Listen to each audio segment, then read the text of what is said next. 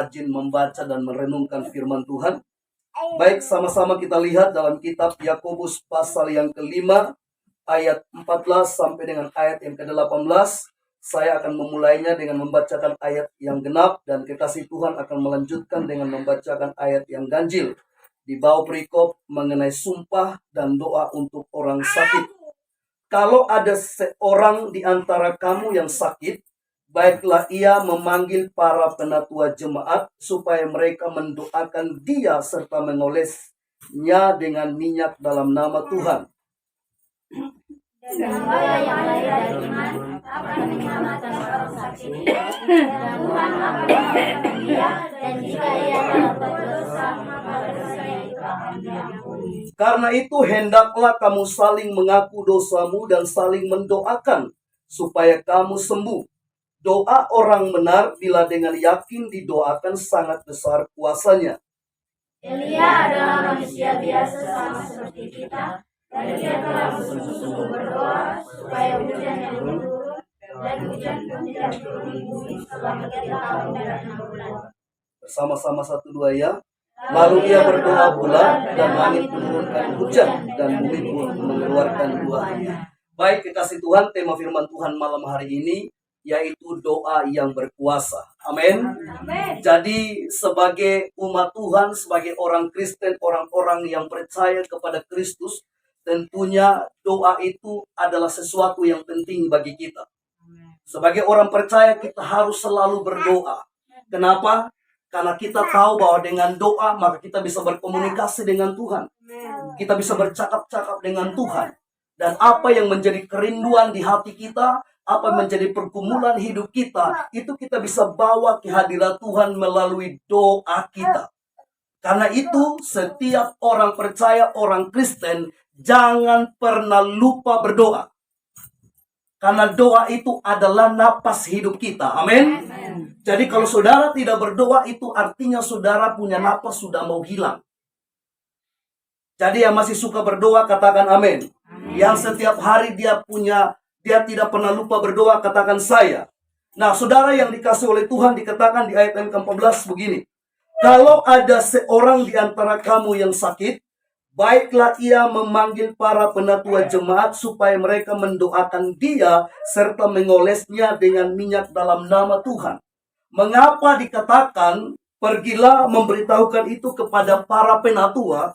Karena tugas utama para hamba-hamba Tuhan, para gembala, para pendeta, majelis, pelayan Tuhan itu adalah doa dan firman. Itu tugas utama, itu prioritas daripada hamba Tuhan, yaitu doa dan firman. Kalau saudara mau lebih lanjut tahu, baca Kisah Para Rasul pasal yang ke-6. Itu jelas dikatakan bahwa yang diprioritaskan oleh hamba Tuhan itu adalah doa dan firman. Amin. Makanya di sini dikatakan ketika ada jemaat yang sakit, yang harus diberitahukan pertama itu kepada pendeta, gembala, majelis penatua, pelayan Tuhan. Katakan amin. Karena itu adalah tugas daripada hamba-hamba Tuhan. Dan bukan berarti kita yang sakit juga tidak berdoa. Memang kita juga harus berdoa. Karena itu sudah merupakan sesuatu hal yang terpenting bagi kita. Ketika kita ada di hadirat Tuhan dan kita percaya apa yang menjadi pergumulan kita itu hanya kita bawa ke hadirat Tuhan melalui doa kita. Amin. Maka jadi katakan, kalau ada seorang di antara kamu yang sakit, bawalah ia memanggil para penatua jemaat supaya mereka mendoakan mereka. Dan mengolesi minyak. Minyak ini berbicara tentang urapan Tuhan, urapan Roh Kudus. Amin. Jadi kita percaya bahwa kita berdoa dengan kuasa urapan surgawi, dengan urapan Roh Kudus, maka doa kita bukan doa yang biasa-biasa, tapi doa yang diurapi oleh Tuhan, doa yang diurapi oleh Roh Kudus, dan doa itu adalah doa yang berkuasa. Di ayat yang ke-15 dikatakan lagi begini. Dan doa yang lahir dari iman akan menyelamatkan orang sakit itu, dan Tuhan akan membangunkan dia. Perhatikan baik-baik. Doa yang lahir dari iman akan menyelamatkan orang sakit. Doa yang bagaimana adalah doa yang berkuasa atau doa yang bagaimana yang berkuasa. Doa yang lahir dari iman. Maksudnya itu bagaimana doa yang lahir dari iman? Doa yang lahir dari iman adalah doa yang diucapkan dengan firman. Karena iman dan firman itu satu. Betul? Roma 10:17 berkata demikian. Bahwa iman timbul dari pendengaran dan pendengaran akan firman Kristus. Jadi kalau dikatakan begini, dan doa yang lahir dari iman itu berarti doa yang diucapkan firman mengenai pergumulan kita. Makanya saudara mau kalau doa saudara berkuasa itu, setiap firman itu harus diisi di hati dan pikiran. Amin. Sehingga ketika kita berdoa, yang kita ingat itu janji Tuhan. Ketika kita berdoa, yang kita ingat itu firman Tuhan. Sehingga ketika saudara ada dalam pergumulan berat, hal yang menguatkan kita adalah firman yang sudah ada di hati dan pikiran. Katakan amin. Sehingga kita mengucapkan perkataan yang berkuasa, perkataan yang mengenal, perkataan yang diurapi, sehingga pergumulan kita yakin dengan iman kita dapat mengatasinya. Kalau ada iman di hati dan pikiran, kalau tidak ada kekasih Tuhan, saya yakin kita akan merasa khawatir, bimbang, ragu dengan pergumulan, persoalan, tantangan yang kita hadapi. Karena jujur, masalah dunia ini adalah masalah yang ada di dunia ini, adalah masalah yang berat. Kalau bukan masalah yang berat, Yesus tidak akan datang ke dunia. Betul toh? Kita ini masih saat-saat hangatnya kita merayakan Paskah. Paskah itu kan berbicara tentang kematian dan kebangkitan Kristus, betul? Kalau masalah di dunia ini bukan masalah yang berat, ngapain Yesus datang ke dunia ini? Justru karena ini masalah di dunia adalah masalah yang berat. Makanya karena itulah kita harus memiliki iman yang berdasarkan firman. Orang Kristen yang punya iman sesuai dengan firman, dia takkan tergoyahkan sekalipun dia sedang digoyahkan. Katakan amin. Karena Alkitab berkata firman Tuhan itu kekal adanya. Jadi kita itu kuat bukan karena kita, tapi karena iman kepada Kristus Yesus Tuhan sesuai dengan firman Tuhan. Amin. Makanya dikatakan, dan doa yang lahir dari iman akan menyelamatkan. Jadi kalau doa yang tidak lahir dari iman, mau sebagus pun kata-kata doa kita, mau sepanjang pun doa kita, doa itu tidak berkuasa. Tapi doa yang lahir dari iman. Sekali lagi, arti doa yang lahir dari iman adalah doa yang disertai dengan perkataan iman. Perkataan firman. Amin. Ucapkan firman Tuhan. Seperti Ibu Bako, pergumulan yang saat ini sedang dihadapi oleh Ibu Bako adalah penyakit. Betul? Maka setiap firman yang menyangkut dengan sakit penyakit itu harus diisi di hati dan pikiran. Jadi ketika kita berdoa, ucapkanlah firman Tuhan itu. Salah satu contoh di dalam 1 Petrus 2:24. Oleh bilur-bilur Yesus saya pasti sembuh. Amin. Itu doa yang lahir dari iman. Karena kalau kita tidak pernah isi hati dan pikiran kita, Alkitab berkata bahwa setan atau iblis itu bapak dari segala pendusta. Iblis itu pakar untuk mendustai orang. Makanya manusia pertama jatuh ke dalam dosa karena tertipu. Dia belum tercemar oleh dosa waktu itu, kekasih Tuhan. Adam dan Hawa itu kudus dan suci adanya. Makanya maaf cakap, sekalipun mereka tidak berbusana, mereka sudah tahu mereka tidak berbusana, betul? Kalau bicara tentang kemuliaan kekasih Tuhan, Orang yang diciptakan Tuhan, orang pertama yang diciptakan Tuhan yang penuh dengan kemuliaan saja bisa tertipu oleh tipu daya setan. Setan apalagi kita yang sudah tercemar. Iya toh? Jadi hal yang bisa menguatkan kita, membuat kita tidak tertipu hanya firman. Tanpa firman sekalipun kita pendeta, majelis apapun juga itu pasti bisa tertipu. Kalau setan datang dia pakai firman. Iya toh? Iblis omong dengan Yesus, dia kasih keluar firman. Tapi tahu ujung-ujungnya dia mulai membelokkan firman itu. Agar kita tertipu dan tersesat. Itu tujuan daripada iblis. Dia bilang, lu percuma sah. Lu ikut Tuhan, lu sakit terus, lu sakit sembuh-sembuh, lu tinggalkan Tuhan. Lu melayani Tuhan, mau lihat lu punya masalah dong. Datang terus tas tinggal Tuhan su. Lebih baik hidup di dunia, hidup dengan sesuka hati, hidup mengikuti arus dunia. Sekalipun ada tantangan, tapi kita bisa menikmati kenikmatan dunia sekalipun itu sesaat. Setan datang dengan pakai cara begitu. Dikasih Tuhan. Tapi kalau saudara dan saya tetap mengisi hati dan pikiran kita, saya yakin firman Tuhan inilah yang mampu membuat kita agar tidak tertipu dengan tipu daya iblis. Amin. Dan sekali lagi saya bacakan. Dan doa yang lahir dari iman akan menyelamatkan orang sakit itu. Dan Tuhan akan membangunkan dia. Menyelamatkan, membangunkan dia, berbicara, menyembuhkan, memulihkan. Katakan amin. Ini pasti terjadi kekasih Tuhan. Karena kita percaya bahwa firman Tuhan ini ya dan amin.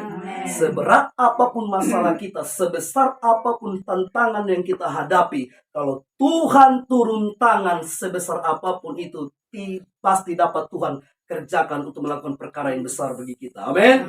Haleluya. Karena di mata Tuhan tidak ada masalah, tidak ada masalah besar dan kecil, semua masalah sama. Amin. Haleluya. Dan kita percaya bahwa pergumulan sebesar apapun yang dihadapi oleh Ibu Bako, terkhusus penyakit yang dialami, pasti disembuhkan. Amin. Haleluya. Dan dikatakan lagi begini. Jika ia telah berbuat dosa, maka dosanya itu akan diampuni. Artinya begini kekasih Tuhan. Kalau memang kita sakit karena dosa, maka dosa itu yang harus dibereskan di hadapan Tuhan. Memang tidak semua sakit itu diakibatkan oleh dosa. Karena kita berkata jika. Kata jika di sini berarti ada sakit yang diakibatkan oleh karena dosa, ada sakit yang tidak diakibatkan oleh karena dosa. Makanya kan ada pertanyaan murid-muridnya kepada Yesus. Mengenai seseorang anak yang buta, betul toh? Apakah anak ini buta karena dosanya ataukah dosa orang tuanya? Yesus bilang bukan dosa dia, bukan dosa orang tuanya, tapi penyakit ini akan mendatangkan kemuliaan Allah. Amin. Jadi ketika kita sakit, secara pribadi kita itu yang harus cek. Apakah sakit yang kita alami karena dosa? Kalau dosa, kita bereskan itu secara pribadi di hadapan Tuhan. Karena setan juga bisa kasih penyakit. Ada virus penyakit, bakteri, dan lain sebagainya. Jadi banyak faktor yang bisa menyebabkan secara fisik kita mengalami sakit. Amin. Tetapi di sini ditegaskan atau ditekankan kalau kita sakit karena dosa, maka dosa itu yang harus kita bereskan. Karena firman Tuhan bilang begini Bapak Ibu Saudara di dalam Yesaya 59 ayat 1-2. Satu orang baca. Yesaya 59 ayat 1-2. Kenapa itu dosa harus dibereskan? Karena firman Tuhan ini mengatakan demikian. Yesaya 59 ayat 1-2. Yesaya 59 Ya, ayat 1 dan 2. 1. Sesungguhnya tangan Tuhan tidak kurang panjang. Sesungguhnya tangan Tuhan tidak kurang panjang untuk menyelamatkan. ya, dan pendengarannya tidak kurang tajam. Dan untuk pendengarannya mendengar. tidak kurang tajam. Oke. Tetapi yang merupakan pemisah antara kamu dan Allahmu ialah segala kejahatanmu, dan yang membuat dia menyembunyikan diri terhadap kamu sehingga ia tidak mendengar ialah segala dosamu. Perhatikan baik-baik. Ada penghalang doa. Apa itu penghalang doa? Dosa.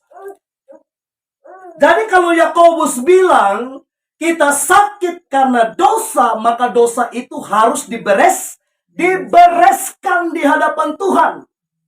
Karena kalau kita mau putar cari hamba Tuhan keliling Indonesia juga, tapi kalau itu belum dibereskan, itu akan menjadi penghalang.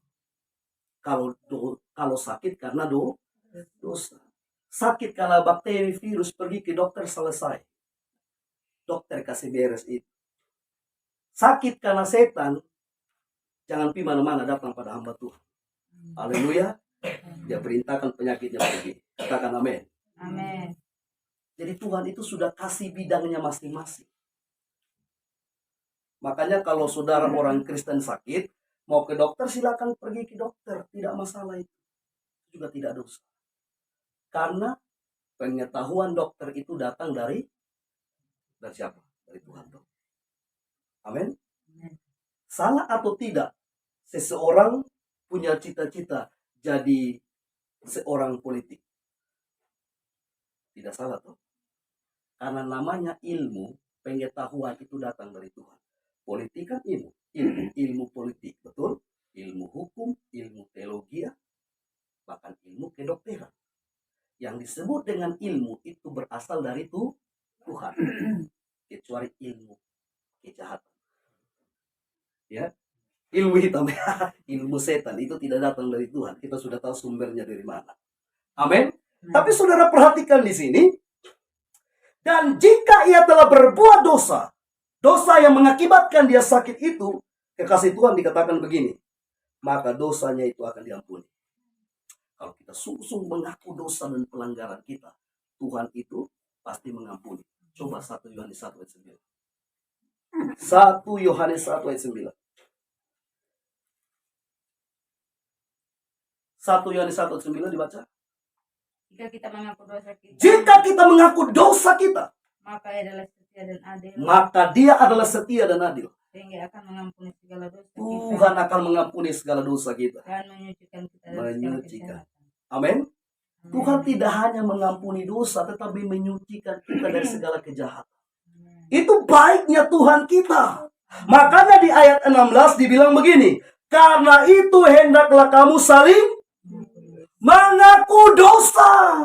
Jangan disimpan, jangan dibiarkan, jangan dianggap bahwa itu sesuatu hal yang tidak, itu sesuatu hal yang baik bagi kita. Jangan, kekasih Tuhan, itu penghalang doa. Itu penghalang berkat. Makanya di ayat 16 dikatakan harus diakui. Diakui atau mengakui bukan berarti kita mempermalukan diri, tetapi kita sedang mempermalukan setan. Karena dosa adalah bagian dari pekerjaan setan. Amin. Katakan haleluya. Haleluya. Jadi itu harus kita akui. Karena ayat 16 berkata, karena itu hendaklah kamu saling mengaku dosamu dan saling mendoakan. Supaya kamu sembuh. Jadi kalau kita mengaku dosa dan dosa sudah dibereskan Tuhan, tidak ada lagi penghalang doa kita.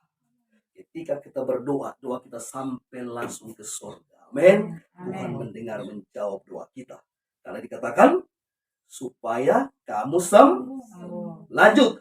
Doa orang benar, bila dengan yakin didoakan sangat besar kuasanya. Doa orang benar. Siapakah orang benar ini, Pak Pendeta?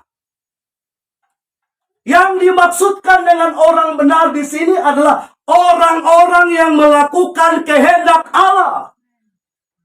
Jadi sekalipun saudara bukan pendeta, saudara bukan gembala sidang, saudara bukan majelis, saudara bukan pemimpin persekutuan, saudara bukan tim doa, tapi kalau saudara melakukan kehendak Allah, saudara adalah orang yang benar. Amin. Amin. Amin. Jadi orang yang benar adalah orang-orang yang melakukan kehendak Tuhan. Hidupnya selaras dengan firman. Itulah yang disebut orang benar. Dan ketika surga mengakui kita orang benar, Alkitab berkata doa kita berkuasa. Jadi kalau doa belum berkuasa, cek dulu hidup kita. Amin. Katakan haleluya. Haleluya. Sudahkah kita melakukan semua perintah Tuhan? Sudahkah kita melaksanakan semua kehendak Allah? Sudahkah hidup kita selaras dengan firman? Itu yang harus kita perbaiki. Yang mau memperbaikinya katakan saya. Katakan haleluya. Haleluya. Karena doa orang besar itu apabila dengan yakin, orang benar itu apabila dengan yakin didoakan sangat besar kuasanya. Kuasa yang mengalahkan pekerjaan setan. Kuasa yang mengalahkan sakit penyakit. Kuasa yang mengalahkan setiap persoalan tantangan hidup. Katakan amin. Katakan haleluya. Itulah doa yang berkuasa kekasih Tuhan. Makanya di sini penulis kitab Yakobus itu memberikan contoh salah satu dari orang-orang benar yaitu Elia. Ayat 17 dikatakan, Elia adalah manusia biasa sama seperti kita. Apakah Elia ini manusia luar biasa? Tidak, dia manusia biasa. Biasa sama seperti saudara dan saya. Sama-sama punya kelebihan, sama-sama punya kekurangan. Betul? Elia itu sama seperti kita. Mungkin bedanya di zaman dia tidak sama dengan kita hidup di zaman sekarang. Dulu dia belum punya HP, kita sudah punya.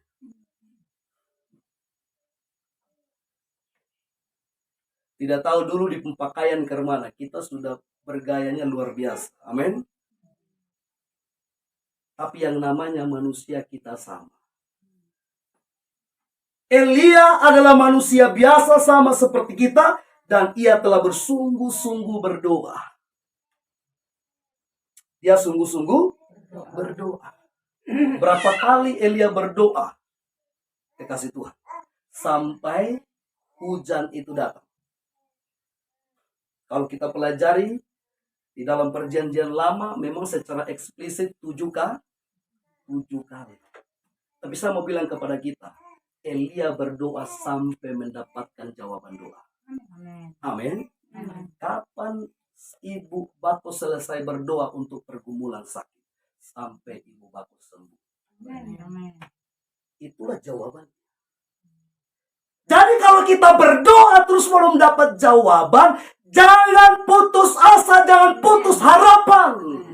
Jangan kecewa kalau kita tahu Tuhan pasti akan menjawab setiap doa kita.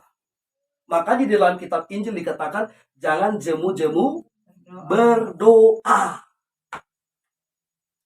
Sekalipun ketika kita menantikan jawaban Tuhan, terus Tuhan belum menjawab doa kita, datang setan, dia mulai tipu-tipu kita.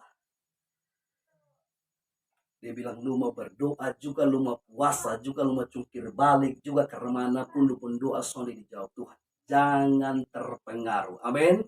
Yang kita yakin, Elia yang adalah manusia biasa, doanya dijawab Tuhan. Maka kita juga yang manusia biasa, doanya dijawab Tuhan.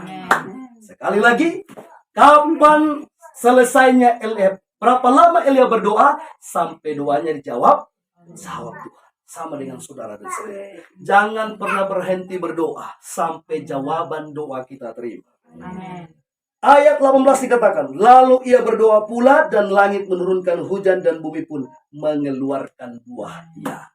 Jadi seperti ini kekasih Tuhan. Saudara contoh seorang yang biasa, yang adalah orang benar, dia sungguh-sungguh berdoa dan dia menantikan sesuai dengan yang diimaninya, yang diharapkannya, yang dirindukannya. Dan saya percaya, apapun kerinduan di hati kita, apapun pergumulan kita, mau sakit penyakit kah, masalah rumah tangga kah, masalah pekerjaan kah, masalah masa depan kah, masalah pendidikan kah, semuanya pasti Tuhan tolong ketika kita sungguh-sungguh berdoa. Amin. Jadi kiranya firman Tuhan yang singkat ini menguatkan dan menumbuhkan kita. Amin untuk firman Tuhan. Dan saya berdoa supaya kita tetap berdoa dengan iman percaya kita. Amin. Haleluya. Terima kasih Tuhan baik. Kita akan masuk dalam doa pergumulan. Satukan hati kita, satukan iman kita,